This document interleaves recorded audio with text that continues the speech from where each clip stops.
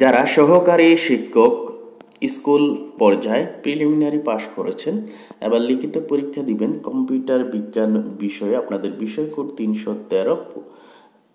আপনাদের ওই বিষয়ে 100 মার্কের একটা পরীক্ষা দিবেন টোটাল 3 ঘন্টা ব্যাপী সময়ে, এবং এই নির্ধারিত সিলেবাসের মধ্যে। আপনাকে বাইরে আর কোনো ধরনের বিষয় বা টপিক পড়ার প্রয়োজন নেই। তো প্রথমে কিছু কমন প্রশ্ন বলে দিই। অনেকে বলে থাকে কোন প্রকাশনীর বই কিনবো বা কোন প্রকাশনীর বই ভালো। তো দেখুন, আপনি বাজারে যান, গিয়ে লাইব্রেরিতে ঢুকে দেখেন কয়েকটা প্রকাশনীর বই রয়েছে বাজারে। প্রত্যেকটা প্রকাশনীর বই আপনি খুলে দেখুন, যে প্রকাশনীর বইটা আপনার কাছে ভালো মনে হবে, আপনার মন যেটাকে ভালো বলবে, দেখবেন ওই বইটাই বাজারের সেরা বই। আমি কেন এটা বলছি, কারণ প্রত্যেকটা বই তারা তাদের সর্বোচ্চটা দিয়েই রচনা করে। প্রত্যেকটা প্রকাশনী চেষ্টা করে আপনাদের জন্য মানসম্মত বই উপহার দেওয়ার জন্য। তো আমি বলবো, আপনি যে কোনো একটা প্রকাশনীর বই কিনুন এবং সিলেবাস ধরে ধরে প্রিপারেশন নেওয়ার চেষ্টা করুন। আপনি সিলেবাস যদি না ফলো করেন তাহলে কোনো লাভ নেই, কারণ বই অনেক সময় বাড়তি জিনিস লেখা থাকে। আপনার বাড়তি জিনিস পড়ার প্রয়োজন নেই। তারা এখানে সুন্দর করে বলে দিয়েছে কম্পিউটারের সংজ্ঞা। আপনি কম্পিউটারের 14 গোষ্ঠীর কাহিনী শুনে বা পড়ে লাভ নেই। আপনি পড়বেন সংজ্ঞা, বৈশিষ্ট্য পড়বেন, কম্পিউটারের ইতিহাস পড়বেন। তো ইতিহাস কতটুকু, অ্যাবাকাস থেকে প্রথম বাণিজ্যিক কম্পিউটার পর্যন্ত, এর বাইরে কিন্তু কোনো কিছু বলেনি। তারপর এখানে বলা আছে কম্পিউটারের প্রজন্ম, প্রথম থেকে পঞ্চম প্রজন্ম।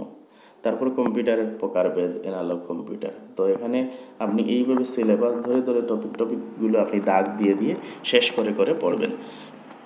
এরপরে রয়েছে আপনার কম্পিউটারের বেসিক অংশ, তারপর হচ্ছে সংখ্যা পদ্ধতি, তারপর উপাত্ত উপস্থাপন, তারপর রয়েছে লজিক সার্কিট বা বর্তনী, অপারেটিভ পদ্ধতি, তারপর অ্যালগোরিদম এবং ফ্লো চার্ট, তারপর ইন্টারনেট। এই যে অংশটুকু এখানে দেখতে পাচ্ছেন, এই অংশটুকু থেকে আপনার পরীক্ষায় আসবে, এর বাইরে থেকে আসার কোনো চান্স নেই।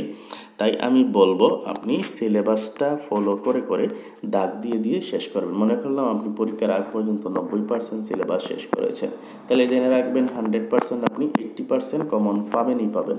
এবং আপনি মনে করলাম হাতের লেখা খারাপ, আপনি কোনো মতে 60 নাম্বার প্লাস পেলেন, মনে করবেন 60+ পেলেই আপনি নিবন্ধনে টিকে যাবেন ভাইভা ফেস করলেই। ভাইভাতে কিছু না পারলেও আপনাকে কিন্তু পাস দেওয়া হবে।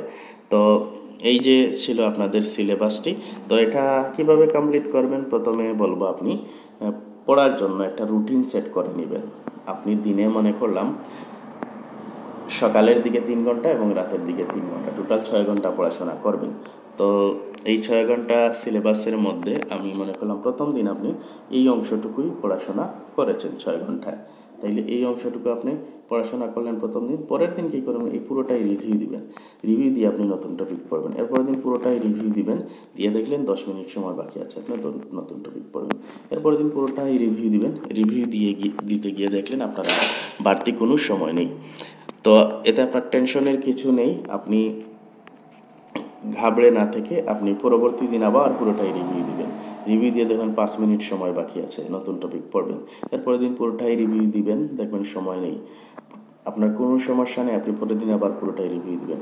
এইভাবে রিভিউ দিয়ে দিদি অল্প অল্প করে আপনি সিলেবাস আগাতে থাকবেন। এতে দেখবেন কি 25 থেকে 30 দিন পর দেখবেন আপনার পিছনের সব পড়াই কিন্তু আপনার চোখের সামনে আয়নার মতো ভাসতে থাকবে। আপনার সিলেবাস, আপনার যে টপিক পড়বেন সবগুলোই দেখবেন হাফিজের মতো আপনার চোখের সামনে ভাসতে থাকবে। তো এই সিস্টেমে আপনি সিলেবাসটা পড়ুন, দেখবেন আপনি প্রথম ধাপেই এনটিআরসিএ পাস করতে পারবেন। আমরা যেটা করি প্রতিদিন নতুন টপিক পড়ি, যার কারণে আমাদের সিলেবাসটা গোছানো হয় না, আমাদের সিলেবাসটা শেষ হয় না। আমরা এখানে আসতে গেলে এখান ভুলে যাই, এখানে আসতে গেলে এটা ভুলে যাই, এতে আমাদের সিলেবাস কমপ্লিট হয় না। তো আমি যে সিস্টেমটা বলে দিয়েছি এই সিস্টেমটাই আপনি ফলো করুন, দেখবেন আপনি 25 থেকে 30 দিনে আপনাদের সিলেবাসও শেষ হয়ে গেছে এবং সব টপিকগুলোই আপনার চোখের সামনে ভাসতে থাকবে। তো এই ছিল আজকের ভিডিওটি। যদি কোনো কিছু জানার থাকে, বোঝার থাকে, অবশ্যই কমেন্ট করবেন, আমরা রিপ্লাই দেওয়ার চেষ্টা করব। সবাই ভালো থাকবেন, সুস্থ থাকবেন। আল্লাহ হাফিজ।